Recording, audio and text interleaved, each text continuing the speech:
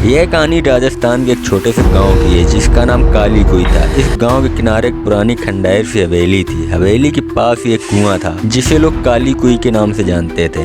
गांव के लोग इस जगह से दूर ही रहते थे क्योंकि उनका मानना था यहाँ एक बुरी आत्मा रहती है। कहा जाता है कि बहुत साल पहले एक औरत थी जिसने इस कुएं में कूद कर आत्महत्या कर ली थी और तब से उसकी आत्मा इस कुएं में कैद हो गई है। रात के समय जब चारों ओर सन्नाटा होता है तब गांव के लोग काली कुई और हवेली की तरफ जाने से डरते हैं क्योंकि रात के समय उस कुएं से किसी के रोने और चीखने की आवाज आती थी। कई बार गांव के लोगों ने कुएं के पास सफेद साड़ी पहने हुए एक औरत की परछाई देखी थी, लेकिन अगर कोई भी उसके पास जाने की कोशिश करता तो वो परछाई अचानक से गायब हो जाती।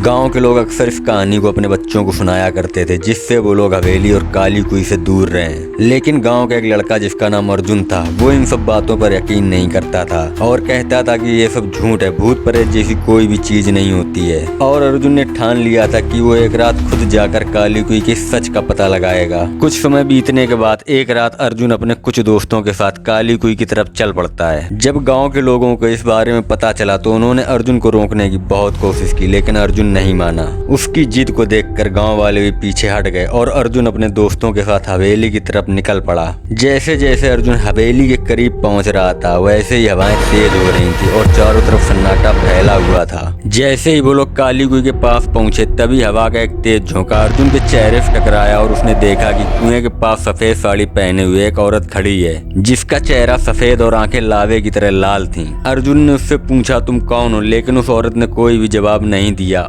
और अचानक से हवा में गायब हो गई। अर्जुन और उसके दोस्त ये देखकर बहुत ज्यादा डर गए थे और वहां से भागने की कोशिश करने लगते हैं, लेकिन जैसे ही उन्होंने पीछे मुड़कर देखा तो वो औरत उनके सामने खड़ी थी। उसके बाल हवा में उड़ रहे थे और उसकी चीखों से पूरी हवेली कांप उठी थी। अर्जुन के दोस्त वहीं पर बेहोश हो गए थे और अर्जुन मानो वहीं पर जम सा गया था। अब वह समझ गया था कि यह कोई साधारण आत्मा नहीं है बल्कि ये वही आत्मा है जिसकी कहानियां उसने गाँव में सुनी थी। कुछ देर बाद जब अर्जुन को होश आया तो उसने देखा कि वह हवेली के अंदर है। हवेली में चारों तरफ धुंध और धुआं छाया हुआ था।